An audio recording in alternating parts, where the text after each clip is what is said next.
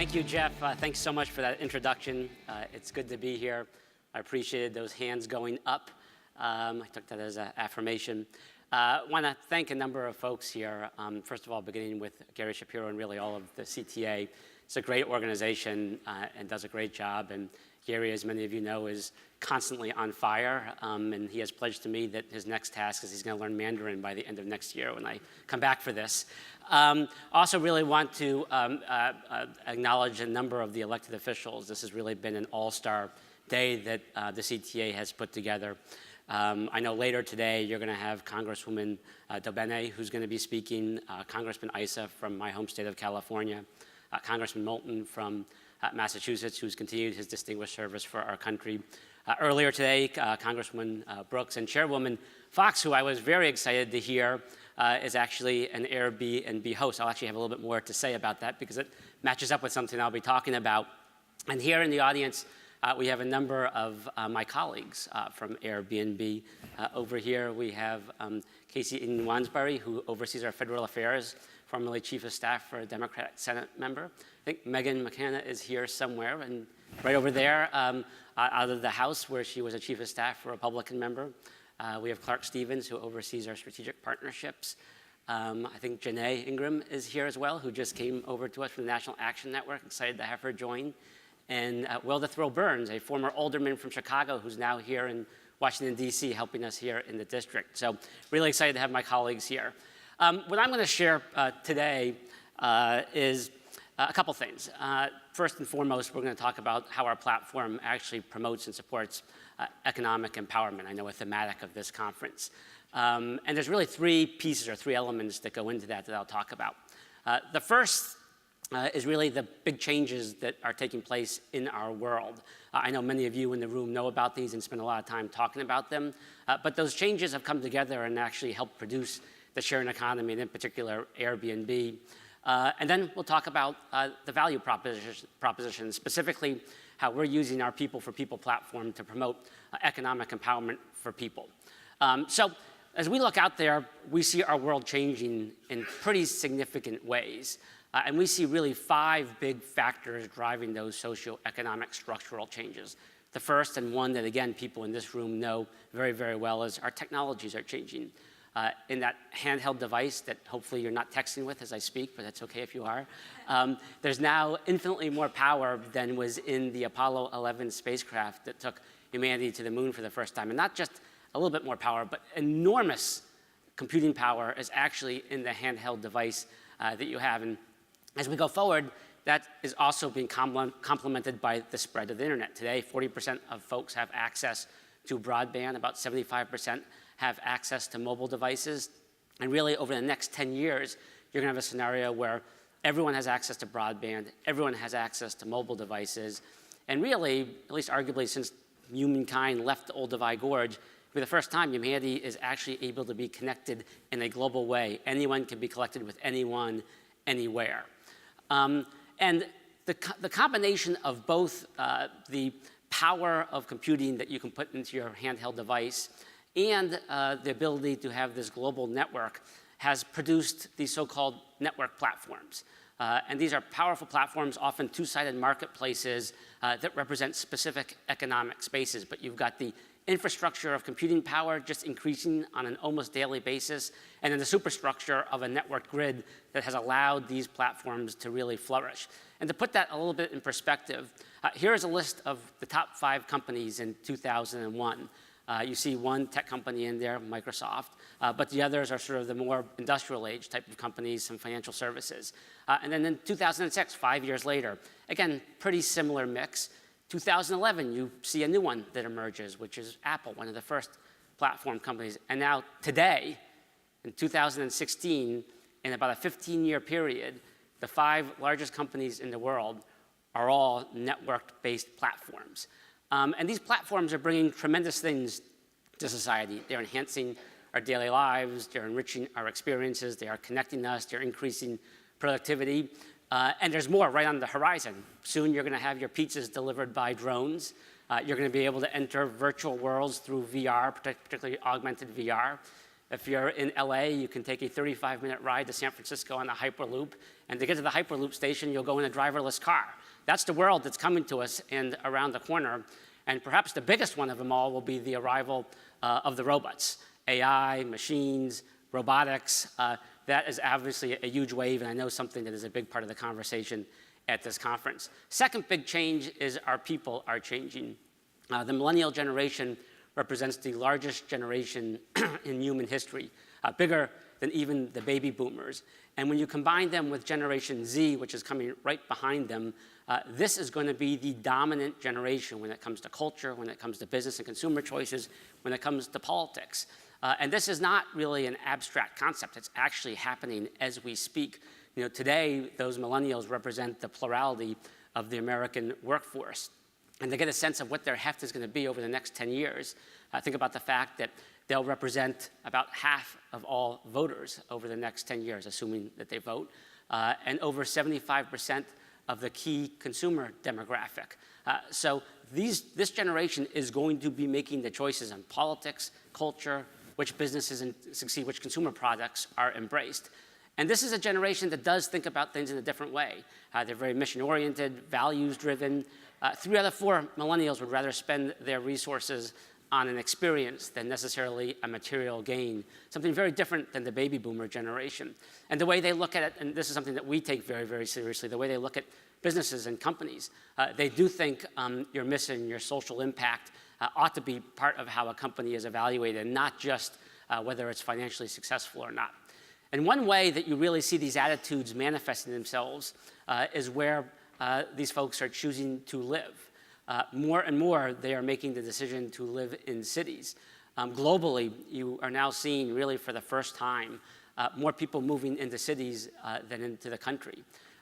We've seen an explosion in the number of cities that are over 1 million people globally, particularly over the last 10 years.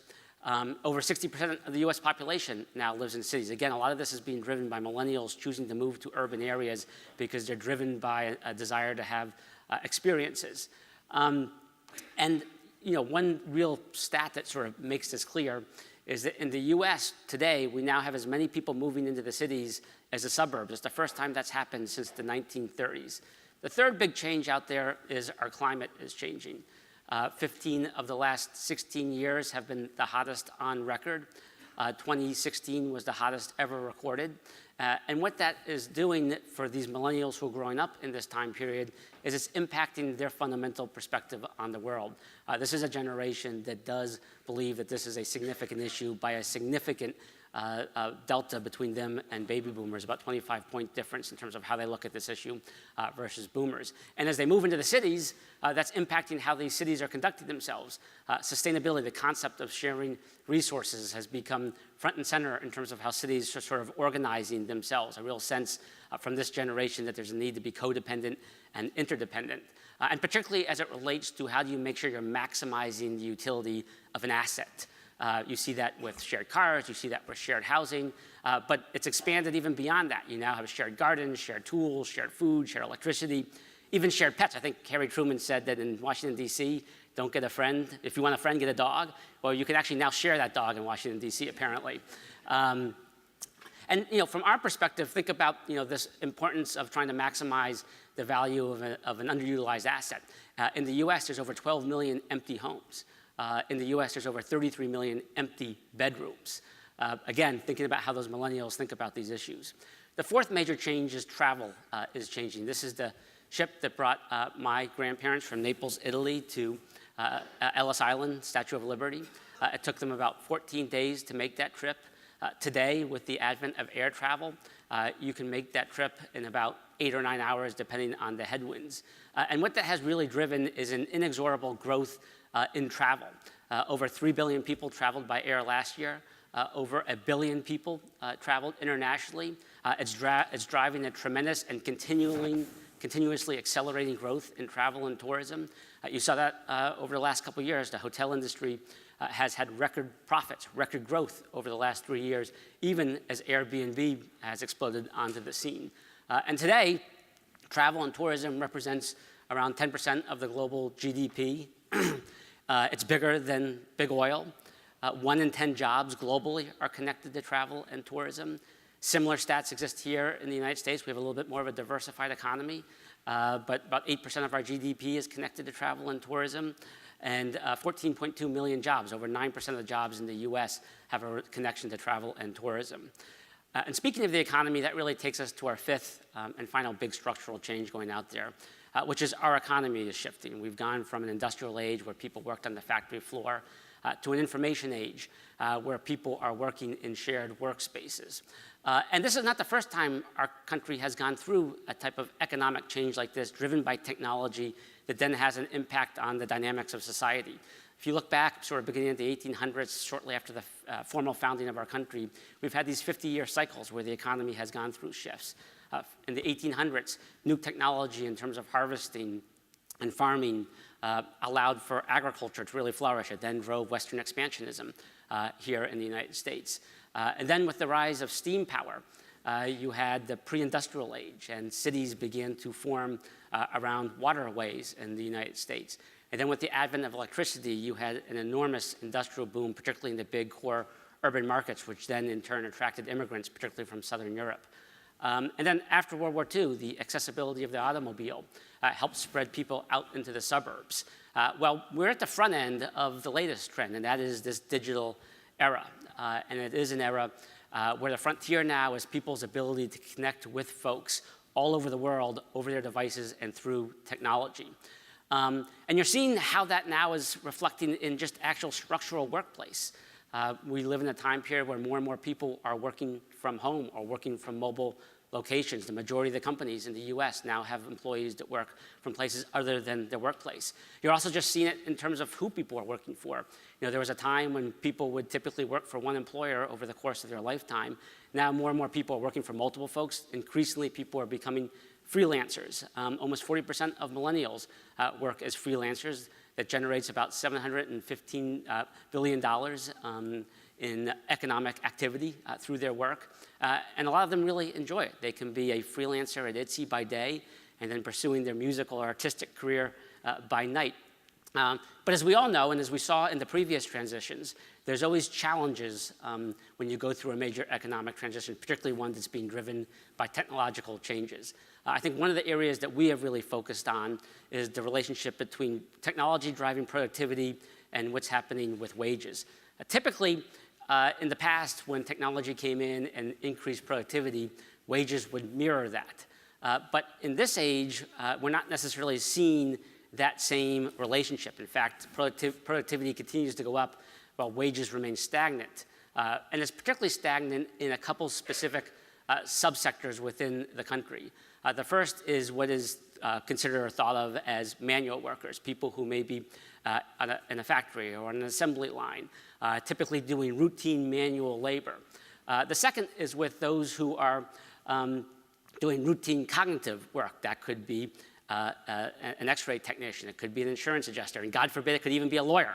But in both of those sectors, you have seen a real stagnation in terms of wages not going up and keeping pace with the rise of productivity.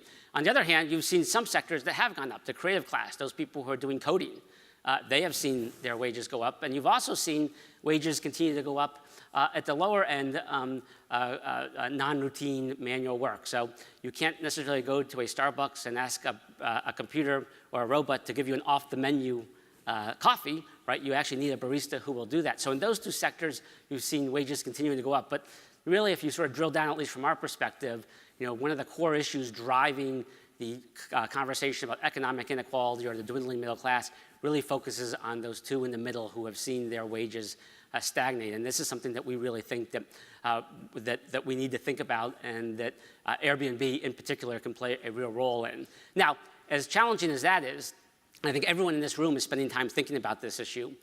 We have a bigger transition coming right behind that, and that really is the rise of the robots.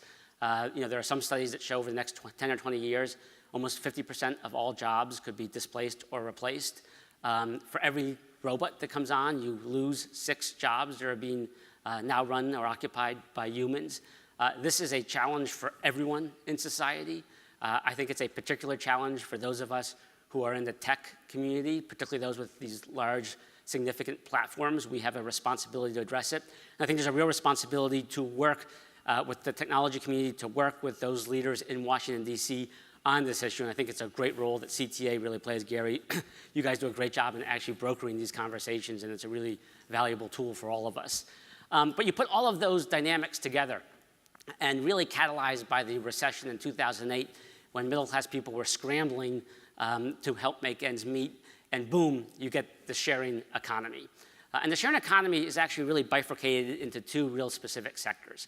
The first is shared labor, and the other one is shared capital. Shared labor is someone who may be using their actual physical labor to drive a car. Shared capital is when you're taking an asset that you control and trying to find ways to maximize the value of it. That's what home sharing is. And if you were going to look at the beginning of home sharing, or where it really began over a digital platform, you'd go to this address in Rouse Street in San Francisco in 2008.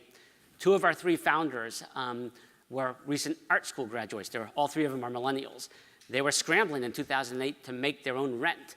And there was an art conference taking place in San Francisco, and they came up with this idea of making available some air sofa mattresses, orange juice, bagels, coffee, for a couple people to spend the weekend in their apartment so that they could make their rent. They listed the air mattresses on a listserv, were able to make their rent, and came up with an idea.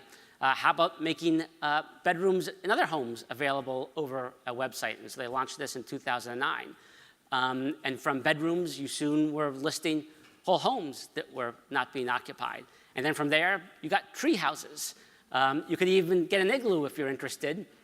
And if you were so interested and wanted to travel to Transylvania on Halloween last year, you could have rented Count Dracula's castle. So, since our founding in 2009, we've been blessed with incredible growth. The chart that you will see lighting up behind me, each of those lights lighting up basically represents someone who has traveled on Airbnb. And what we benefit from is something called the network effect. One person travels, they go back and tell someone else, 2 people travel, 4 people travel, 8 people travel. And you can see how this has all added up. Today, we're in 191 countries, often easier to identify the places we're not in: Syria, Crimea, Sudan, Iran, North Korea. Clark has volunteered to be our first to go to North Korea. That's a joke. Don't tweet that out. That was not serious. We're in 65,000 plus cities. That keeps me pretty busy. And we have 160 million people who have traveled on the platform. And we think it's pretty interesting that you have this number of people who are traveling in an era when trust is generally being degraded across all aspects of society. I think we all recognize, appreciate, understand that for a strong functioning society, you do need higher levels of trust. And we do think that there is something going on our platform when you have strangers staying in a stranger's home. We actually see on our platform that levels of trust between humans is actually going up. 70% of the people who travel on Airbnb do so based on the recommendation of a friend or family member. And really a proof point of that is what happened on New Year's Eve of this past year. To the best of our knowledge, we set a record for any type of an accommodation company. Around 2 million people spent a night in a stranger's home on Airbnb. And in an era when people are really challenged with trust, we do think that part of the power of a platform is actually enhancing and increasing trust. Now, our base of support is really 3 specific constituencies.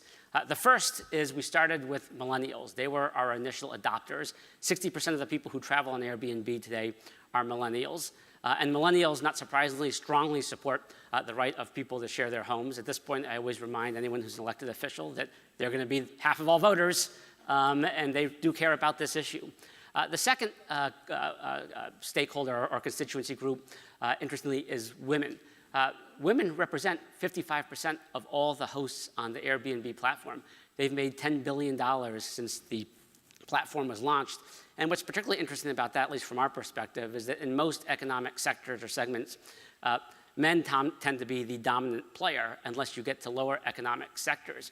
On Airbnb, it's actually the women who are the majority of the earners and are people who really sort of adopted and embraced it from a host perspective. And then the third category of sort of our constituency is this growing urban middle-class host constituency. Our 3 million plus hosts are disproportionately from urban areas, disproportionately middle-class families. and they really do depend on the income that they make from being an Airbnb host to help make ends meet. But when you put those middle-class hosts together with our travelers, you can see that our community is starting to get really, really, really big. In a number of our more mature markets, we have over 20% of the entire population of that particular city on the platform. In the country of Australia, almost 20% of the entire population of Australia is on the platform. Here in Washington, D.C., almost a little bit over 1 in 5 people are on the platform. But what we're seeing, and this has really happened over the last year and a half, 2 years, is that we've begun to expand beyond even these 3 core constituencies. Over the last year in particular, we've seen enormous growth in rural markets. And I'll come back to that and explain it in a little bit, but well over 100%, in some places over 200% year-over-year growth as our community has really begun to expand. Now, for us to continue to be blessed with this type of growth, we do need to fundamentally deliver on a social value proposition. And for us, that is really providing economic empowerment. And we see ourselves doing that in 3 ways. And by the way, this tracks back a little bit to that point I made earlier about how those millennials look at companies and businesses. Do they think that they're doing something good for the world, or not? We do believe part of the magic in terms of the growth that we've enjoyed does relate to this, that millennials do recognize this as a different type of a platform that is contributing in a real significant material way economically. And so there's 3 ways that we do it. The first is we empower communities by leveraging travel. Back in the 1800s, if you were the son of the aristocrats in England and you were graduating from a Cambridge or Oxford, you would typically expand and extend your education by doing something called the Grand Tour, where you travel around Europe, staying in people's homes. Well, Airbnb is designed to do that, but really for middle-class people who want to travel. 1 in 3 folks who travel on Airbnb would not have traveled or would not have traveled as long but for Airbnb. Almost 90% of them stay in places that are non-traditional hotel districts. To give you a sense of how this plays out, this is Washington, D.C. The green dots represent the hotels in Washington. You can see they're located in what are typically the hotel districts down around the mall in the Capitol. The red dots right here represent the 6,000 plus Airbnb hosts in Washington, D.C. And then this next slide shows you Southeast D.C. I think many folks here know an area in the district that has historically been underserved. It's probably really hard to see, but there's 3 green dots, meaning 3 hotels in that entire district, and close to 300 Airbnb listings in Southeast DC. And it's not only the availability of our listings, it's the cost of our listings. During the inaugural, for a typical hotel room in Washington, DC, it cost about $335 a night. And Airbnb cost about $139 a night. So at some level, people do vote with their wallet on this, and at some level, people are choosing it because of the availability. Earlier, I had showed our growth in the rural states, and that's a function at some level of the fact that there simply aren't hotel availability in those markets. Airbnb is filling a hole, filling a gap in those markets where there currently aren't hotels supporting the economy. Airbnb hosts are. The second deliverable for us is really helping to empower families by leveraging homes. In most capitalist structures, it's the entity at the top that controls the supply chain that makes the vast majority of the wealth being created, regardless of who's actually responsible for the wealth creation. The platform model is much more circular. An Airbnb host makes 97% of the money of which they list their home for. And so how does that translate? Well, here in Washington, nationally, a typical host rents their home about 41 times a year. They make 97% of the money, and a typical host is making about $6,000 a year. Here in Washington, D.C., which is a particularly good market for us because of the nature of the government workers and how the breaks work here, a typical host does it about 60 times a year. They're keeping 97% of the money and making about $5,800 a year. Again, I think both of those numbers, this is 6,000 and 5,800, make the point that this is people making supplemental income on top of their regular income. And earlier I had talked about women being a key constituency. Well, our fastest growing cohort of hosts are actually senior women. I was particularly interested in hearing from the Congresswoman who reflects a trend that we're seeing out there, which is senior women in particular are really embracing being Airbnb hosts. We did a study about a year ago with the AARP to take a look at why this was happening. Not surprisingly, you have a lot of seniors who are on fixed incomes. They need the money. A typical senior host is making over $8,000 a year. It's about a 50% bump on what they would make on their Social Security, but they also really benefit from the social connections, right? They have empty bedrooms, sometimes they're traveling themselves, and they're really benefiting from this network where they're actually meeting and engaging with folks. I love the concept of senior women hosting these millennials who are traveling around the world. But even stepping back from there, earlier I had talked about the challenges that we saw with wage stagnation, particularly as it relates to those workers in the middle. Really, if you sort of track back from 2008 to today, a typical middle-class family in the US is around $4,000 behind from where they would have been if typical growth rates had continued. With the typical Airbnb host making about $6,000, we're helping to make up that gap. I want to be clear, we are not the solution to economic inequality or the dwindling middle class, but we do believe we're part of a solution and part of a model that I think is very informative as we begin to try to address some of these structural issues in our economy. And then the third big deliverable for us within our economic empowerment social value proposition is empowering Main Street by leveraging the travel wallet. So people travel. On Airbnb, they spend more of their money actually in the community than if they were staying at a hotel. 50% of the money an Airbnb person spends actually stays in the community. That has an impact both on the velocity and the multiplier of those dollars. And you can see that in particular in terms of its impact on local restaurants. We did a study last year showing that in about 36 of our largest markets, we generated over $4.5 billion for local restaurants. And about a month ago, we released a study that looked at the number of jobs that we supported globally. In 2016, we supported about 730,000 jobs globally. This year, we'll support about 1.3 million jobs. And to be clear, what that means is that if there's a corner restaurant somewhere here in Washington, D.C., and they typically have 10 people working for them, but the Airbnb traffic that's now coming to that neighborhood allows them to hire 11 or 12 people. That's an example of how we're supporting jobs. And today, we're actually releasing data showing specifically how many jobs Airbnb supported in the United States. And over the course of 2016, we supported 134,000 jobs all across the country, including significant numbers in places like New York, Los Angeles, Miami, Austin. And so, the Airbnb traveler is spending in a way that is actually helping to support jobs in the United States, in addition to the typical $6,000 that, thank you. Now, home sharing is not new. Home sharing over a digital platform is new. And I was a history major in college, and I've looked back at history to sort of get examples of when we've gone through transitions. And I think one that's particularly relevant is what happened when we transitioned into the electrical age. When electricity was first developed by George Westinghouse and Nikola Tesla, it was arguably one of the first technologically based network grids. But there was an interesting transition. Cities initially opposed the introduction of electricity. They thought it was going to make cities less safe. Think about that. Light would make cities less safe. They then tried to apply the gas lamp laws to this new technology, completely different type of technology. And then the robber barons who controlled the energy that supported the gas lamp industry tried to pass laws to stop electricity from being introduced. From the perspective of today, it seems a little ridiculous, but that is exactly a fight that took place over a 10 or 20 year period in the United States. And what it really tells you is that new things take time to learn. Governments typically apply old laws to a new thing, and incumbent players always resist. So how do we make this work for everyone? Well, we really have a three-step plan. First is we focus on educating. We talk with opinion elites and opinion leaders like yourselves in this room. We share data. We talk with the media. Secondly, we're committed to proactively working with government. We do believe you need rules, just new rules for a new thing. When you went from the horse and buggy to the car, you needed new rules. And we do that through something called the Airbnb Policy Compact, where we committed to three things to help shape our relationships. One, sharing data with government so they can see the impact in their markets. Two, helping to evolve policy with creative solutions.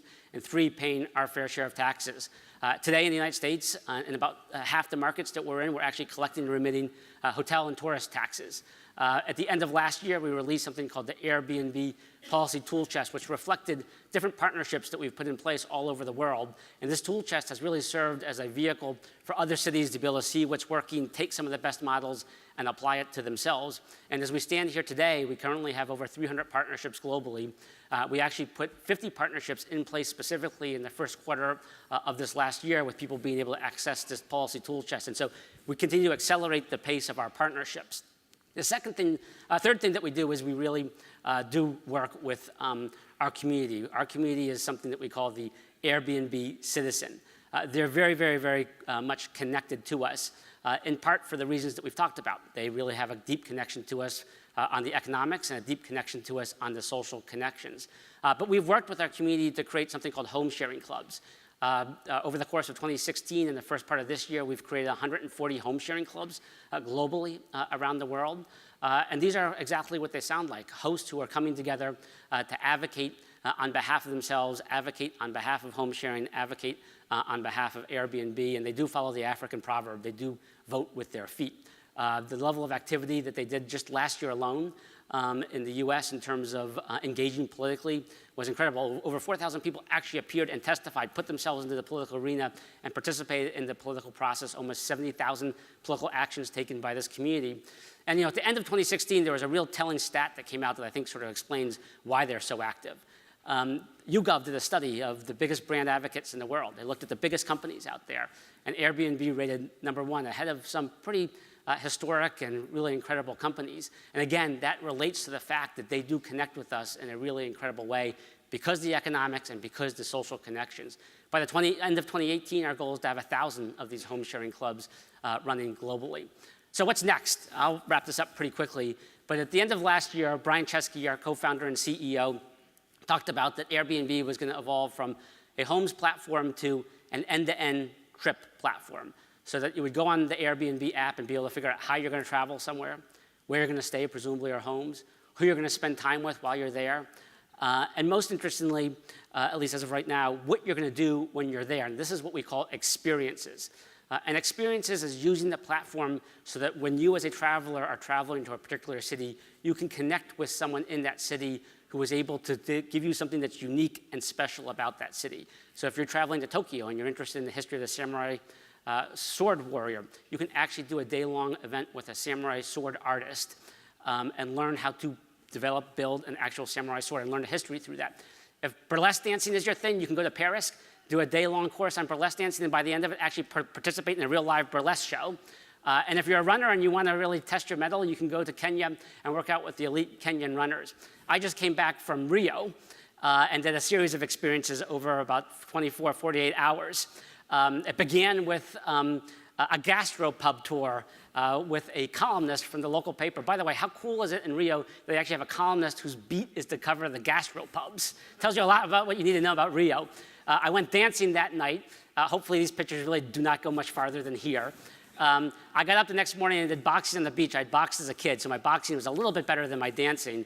But after all of that, I certainly need to be redeemed. And we went to Christ the Redeemer and actually had a private tour of Christ the Redeemer at night. It was very mystical. The fog was there. It was an incredibly special 24, 36 hours in Rio, but I left having a much deeper understanding of the city. And so at the end of the day, what our Experiences platform is really about is allowing travelers to connect with the greatest natural resource that a city has, using technology to connect you with the greatest natural resource any city has, and that's its people. We talked earlier about the challenge of robotics and the displacing and replacing of humans. Well, the Airbnb platform, and part of our empowerment theory of the case here, is that we're a platform that's actually using technology to connect humans to humans, to create opportunities for humans, to enhance opportunities for humans. And if you take a big, big step back, what we're going through is not that different than what we've seen in other times. Every society goes through transformations. Again, we've seen those almost every 50 years in the United States. You have to create new approaches and new rules as you go through these transformations. The status quo almost always resists, but those who want change harness the winds of change. They organize themselves. They create a movement. And our era really is no different. What we're going through is no different. That's why I like to paraphrase the Victor Hugo line that this is an idea so big that no special interest army can really stop it. At the end of the day, our world is changing. Airbnb has a role to play in it. It's not the answer, but we can provide part of the answer. And we're really governed by a series of basic principles that we adhere to. We want to empower communities by leveraging travel, making sure it benefits entire communities. We want to empower families by taking what is typically their greatest expense, the cost of their housing, and using it to generate that supplemental income at a time where wages are stagnating. And we want to empower Main Street by leveraging tourism so that you're actually helping to support the small businesses that exist in those communities. And we're ultimately doing that via a platform that is of the people, by the people, and for the people, and so that anyone can belong anywhere. Thank you so much. Thanks for having me, Gary. Thanks for putting on a great show.